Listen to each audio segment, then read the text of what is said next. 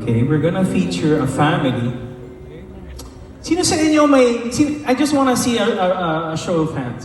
Sino sa inyo ang may relative na OFW? See? Raise your hands. Raise your hands. I wanna see them. OFW, yan, meron. Dito sa kaliwa.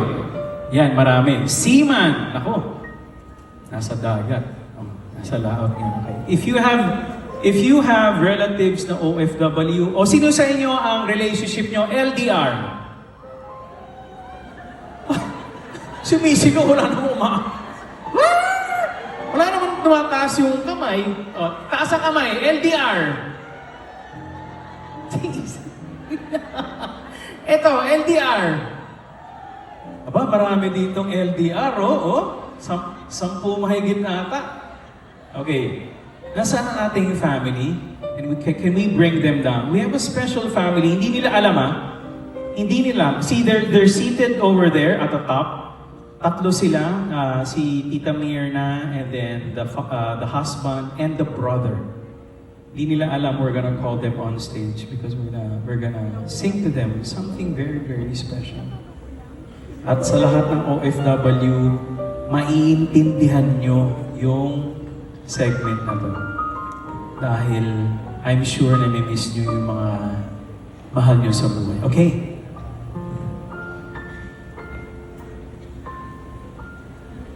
Yan.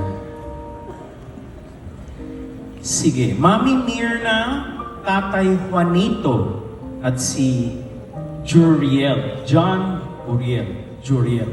Okay. Silang tatlo. Palakpakan naman natin ang ating family for tonight.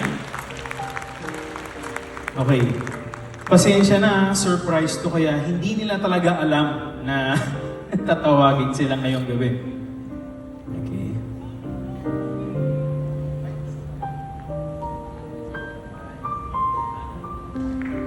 Tatay Juanito, hello po!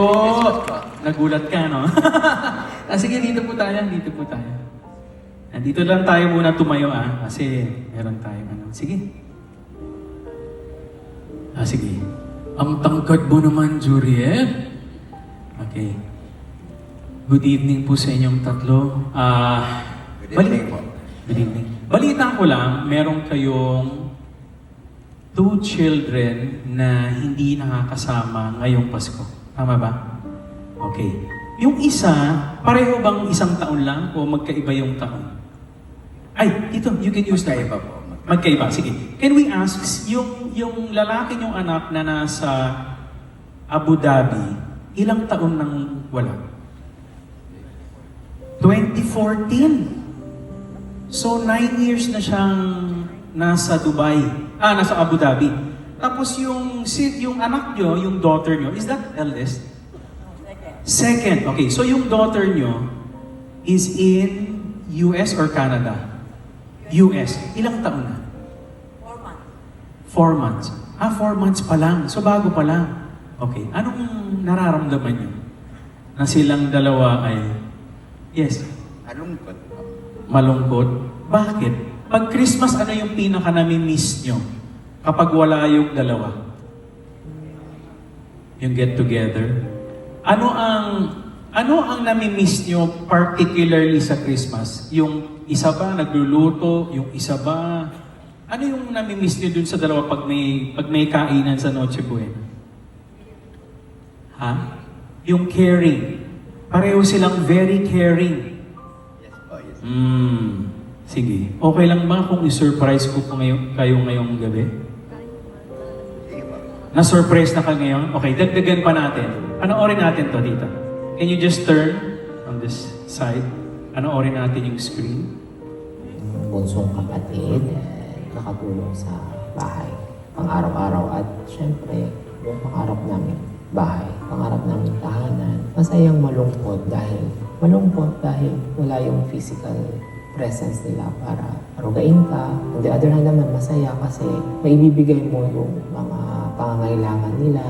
Talagang daily basic needs nila masusuportahan mo. Namimiss ko sa kanila yung paglulutuan. Nilulutuan ka ng nanay mo ng ritong itlog, sa katuyo. Alam niyo yung mama, after ng trabaho, abroad, hindi kailangan magkaroon ka ng meal plan ikaw na yung bahala sa sarili mo. Talaga. On the other hand, kailangan magtiyaga kasi meron tayong inaabot na pangarap. Yun. Sa mama ko at papa ko is sana panagilihin nyo yung mga sarili nyo malusog, layo sa sakit, sa mga stress.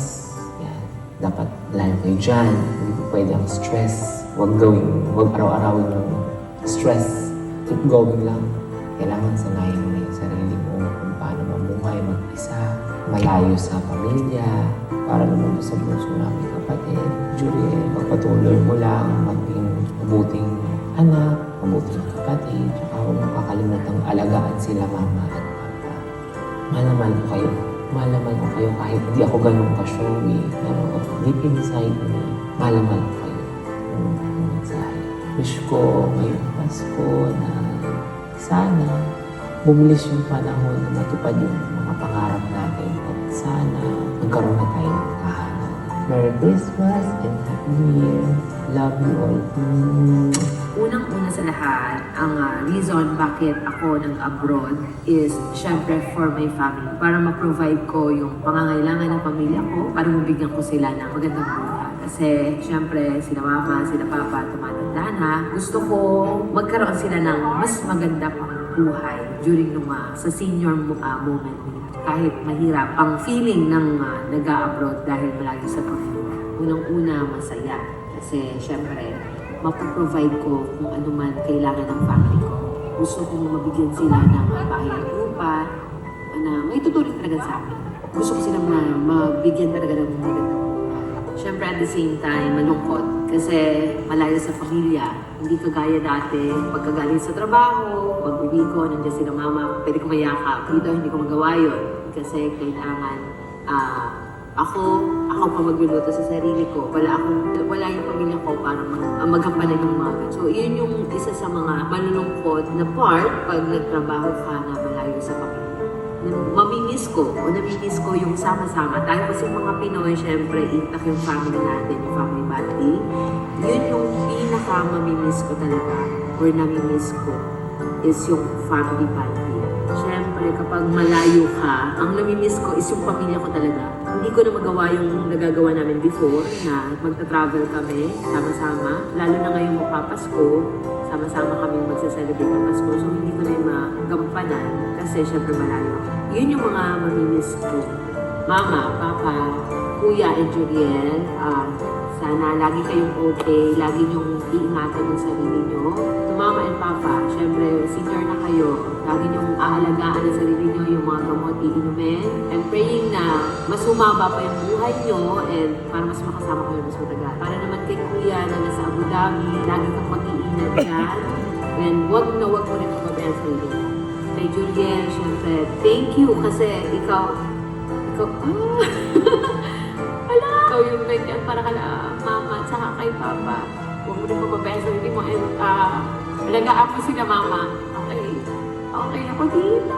Looking forward na. Siyempre, darating yung time na magkasama-sama tayo sa Pilipinas. Basta, pray lang tayo na maging okay yung lahat and ma-provide ko yung kailangan natin. So, huwag niyo akong alalahanin dito. Okay ako dito. And yun, pray tayo. Ang wish ko is good health for my family and long life, especially for my parents. And syempre, para ma-enjoy namin kung ano man yung pinagpaguran ko dito.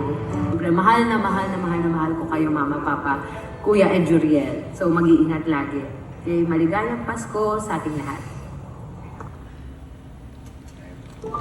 Thank you.